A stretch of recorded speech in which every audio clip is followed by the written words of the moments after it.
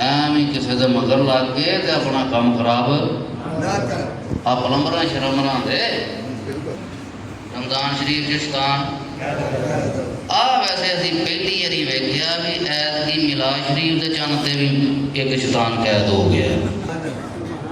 ਸੁਣਿਓ, ਆਪਣੀ ਤਾਰੀਫ ਸੁਣੋ ਤੇ ਆਪਣੇ ਇਮਾਨ ਨੂੰ ਤਾਜ਼ਾ ਕਰੋ ਤੇ ਅਕੀਦਾ ਪੱਕਾ ਕਰੋ। ਪੱਕਾ ਕਰ ਬੇਸ਼ੱਕ। ਐਵੇਂ ਕਿਸੇ ਦੇ ਮਗਰ ਲੱਗ ਕੇ ਤੇ ਆਪਣਾ ਕੰਮ ਖਰਾਬ ਨਾ ਕਰ। ਆ ਪਲੰਬਰਾਂ ਸ਼ਰਮਰਾਂ ਦੇ ਇੱਕ ਮਜ਼ੇਦਾਰੀ ਦੀ ਹੋਰ ਗੱਲ ਹੈ। ਅਸਾਂ ਉਲਮਾ ਕੋਲੋਂ ਸੁਣਿਆ ਜਾਂ ਕਿਤਾਬਾਂ 'ਚ ਪੜ੍ਹਿਆ ਸੀ ਵੀ ਸ਼ੈਤਾਨ ਜਿਹੜਾ ਨਾ ਉਹ ਕੈਦ ਹੋ ਜਾਂਦਾ ਆ ਰਮਜ਼ਾਨ ਸ਼ਰੀਫ। ਰਮਜ਼ਾਨ ਸ਼ਰੀਫ 'ਚ ਸ਼ੈਤਾਨ ਆ। ਵੈਸੇ ਅਸੀਂ ਪਹਿਲੀ ਵਾਰੀ ਵੇਖਿਆ ਵੀ ਐਤਕੀ ਮਿਲਾਦ ਸ਼ਰੀਫ ਦੇ ਚੰਨ ਤੇ ਵੀ ਇੱਕ ਸ਼ੈਤਾਨ ਕੈਦ ਹੋ ਗਿਆ। ਇਹ ਹੁਣ ਤੁਹਾਨੂੰ ਨਹੀਂ ਪਤਾ, ਸਾਨੂੰ ਸਾਰਿਆਂ ਨੂੰ ਪਤਾ ਆ। ਵੈਸੇ ਪਹਿਲੀ ਵਾਰੀ ਵੇਖਿਆ ਵੀ ਮਿਲਾਦ ਦਾ ਵੀ ਚੰਨ ਜਿਹੜੇ ਤੇ ਸ਼ੈਤਾਨ।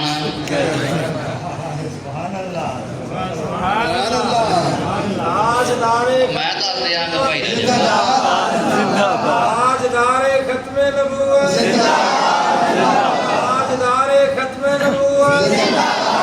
ਨਾਰੇ ਤਕਬੀਰ, ਨਾਰੇ ਤਕਬੀਰ, ਨਾਰੇ ਰਿਸਾਲਤ, ਨਾਰੇ ਰਿਸਾਲਤ, ਮੁਸਤਫਾ। ਨਾਰੇ ਘੱਟ ਮਾਰੋ, ਮੇਰਾ ਮਤਲਬ ਇਹ ਨਹੀਂ ਕੋਈ ਨਾ ਮਾਰੋ, ਮਾਰਿਓ ਜਿੱਥੇ ਮਾਰਨ ਦੀ ਲੋੜ ਉੱਥੇ ਮਾਰਨਾ ਵੀ ਆ, ਪਰ ਇੰਨੇ ਨਾ ਮਾਰੋ ਮੈਨੂੰ ਤਕਲੀਫ ਹੋ ਜਾਏ।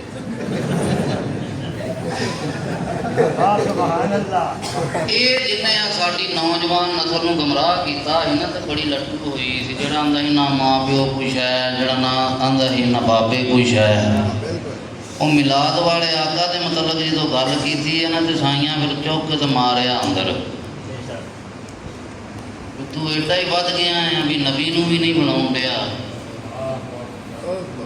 ਹੈ।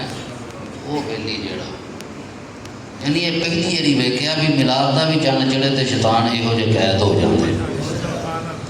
ਅੱਜ ਜਿਵੇਂ ਘਰਾਂ 'ਚ ਕੈਦ ਹੋ ਜਾਂਦੇ, ਮਿਲਾਦ ਦੀ ਮੈਂ ਉਹ ਸੁਣਨ ਨੂੰ ਵੀ ਨਾ ਜਾਇਓ, ਸ਼ਿਰਕ ਹੋ ਜਾਏ। ਇਹ ਵੀ ਕੈਦ ਹੀ ਹੈ। ਅੱਛਾ, ਮੈਨੂੰ